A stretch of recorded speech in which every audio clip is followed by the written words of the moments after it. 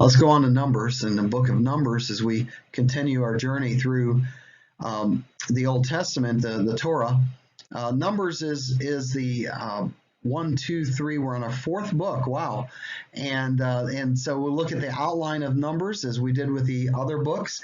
You have the final preparations that are shown in Numbers as we go into the first 10 chapters, and they take a census and they find out what the duties are everyone. They have the organization of the camps, how they're going to be organized, which is Judah to the east. All the preparations, all the details before they leave Mount Sinai for the land that God was to show them. And they prepare to go, and they get to the land, Canaan, and they fail. They chicken out. They lack faith. They don't go into the land. They're afraid. And the first generation that is there, they have sinned against God, and God said, okay, that's fine. You're going to wander for 40 years, and the next generation, they are going to be the ones who will enter the land. You won't, including you, Moses. So the rest of the book of Numbers is preparation for that second generation to enter the land later on. And we see that fulfilled in Joshua. Here's a key figures of Numbers, and I just mentioned Joshua and Caleb now. Also Moses and Aaron, and Miriam, who is a sister of Moses and Aaron. There's some themes that we want to keep in mind as you're reading through Numbers. The sinfulness of the human heart is very clearly seen. Who is the leader that God has chosen? He has chosen Moses, and later on he chooses Joshua. And the other theme is how patient God is with his people. How messed up it is that they keep on turning. But how messed up are we that we keep turning, and yet God is patient? Literally, the name Numbers, the Hebrew word for Numbers literally means in the wilderness, but we use the English name Numbers because the Latin name arithmoi was given to it because of the census at the beginning of the book. So we see the book of Numbers starting with a census. The people are counted in the first 2 chapters. Numbers does start on a good note. It starts by saying, "This is the second year now. They've made it a year. Woohoo, right?" And so now the first year has been a good year. And now they're ready to move and start ready to go. And so they have to count who they have, and they have to organize the priests and purify the camp and dedicate the people and make the offerings and ordain the Levites and the priests and celebrate the first Passover. It's been a year since Egypt. And then they leave Mount Sinai. So all these things happen in those first 10 chapters as they get ready to go. They're basically packing their bags and getting ready to go, right? The book of Numbers does cover over 38 years of the life of Israel. It goes from the Exodus to Sinai and how God revealed himself at Sinai to the people. They completed the tabernacle in this book. They of course, I already mentioned, they took a census of Israel and they departed from Sinai. They arrive at Kadesh, and then we see Miriam dying, Aaron dying. Eventually, Moses dies. They depart Moab, and Moses gives a address in Moab, and eventually we see Joshua and Israel enter. Now that covers beyond the book of Numbers, but we see that this is where we're heading to from Numbers. It's a good transitional book for this. There is a lot of narratives in Numbers, but the first 10 chapters of Numbers really does have laws and law giving, and we see that. But eventually, it becomes very narrative. So as you get past the first 10 chapters and you get to chapter 11, you begin to see that there's complaints and there's anointing and there's quail that God sends and there's some really cool things. The problem with the people of Israel here is that they're always complaining. God gives them food and they complain. They complain about. He gives them a provision. They say, "Hey, we want meat," We used to have great fresh fish in Egypt. Of course they were slaves, but they forgot to say that. We had cucumbers and melons and leeks and all these things, and all we got is this stinking manna here. And so God says, well, okay, I'm going to give them so much food it's gonna rot for them, right? I'm gonna give them so much meat they're gonna go nuts over it. And he sends them quail. He sends quail in a camp. But while they were chewing the meat, while it was being chewed, God got angry and he gave them a plague through it. It's crazy. These people just couldn't obey. They couldn't see all this grumbling. They kept grumbling. They grumbled after they crossed the Red Sea. They said, hey, before and after, they said, hey, you're going to send us back. You're going to kill us here. You couldn't let us die in Egypt, right?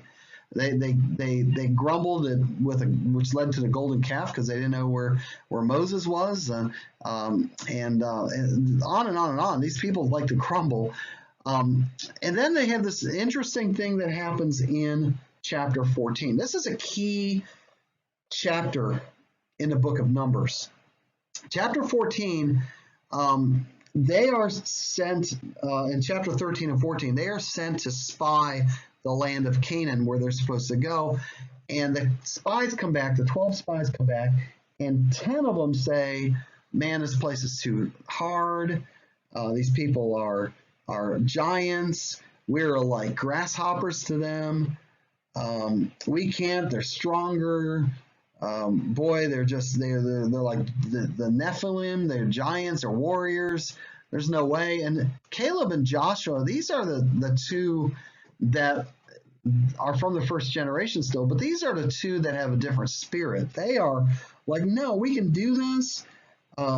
They tried to say, hey, we can take possession of it, we can conquer this. Lord has promised this to us. Israel basically voted not to do this. And because of that, all of that first generation couldn't go to Israel later on. They had to wander the wilderness for 40 years, except for Caleb and Joshua. And so this begins the preparation of the rest of the book of Numbers as they prepare to go into the land of Canaan with the second generation.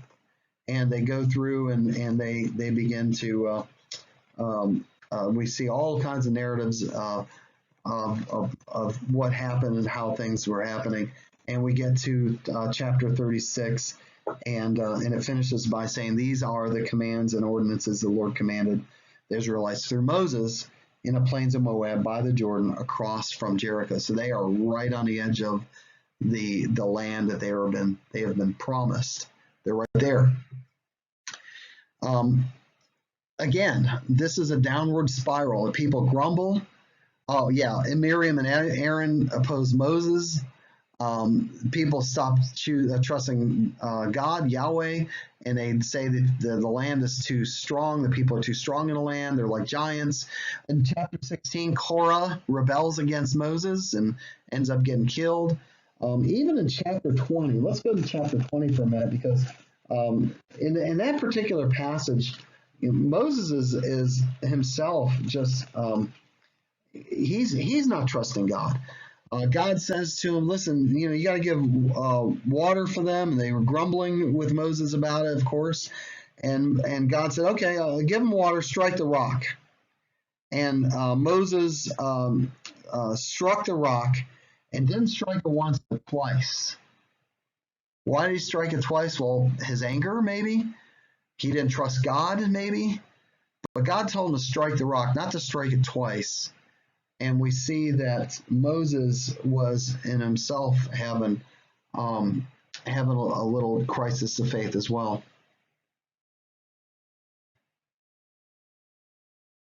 This is how the tribes encamped as we saw them camping. Judah to east, Ephraim to the west. Judah was later on would become the southern kingdom, them and Benjamin. And Ephraim and the others would be the northern kingdom. And it's interesting that when they refer to Israel, sometimes the minor prophets will refer to Israel as Ephraim. And of course, the southern kingdom is Judah, because it was mostly the tribe of Judah. But when they're camped, this is how they did it, and the tabernacle was in the center. When they marched, take a look at how this worked. The strongest tribe, Judah, was around the ark, protecting the ark. And so they had carried the tabernacle, parts as they were traveling. And this is how they marched in a formation. Almost, when you see them camp, almost a cross formation in the middle around that tabernacle with a number of people.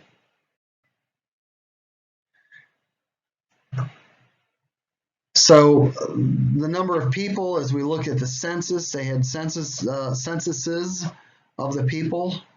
And you had Reuben and Simeon and Gad and Judah and Issachar and Zebulun, Ephraim, Manasseh, Benjamin, Dan, Asher, and Naphtali.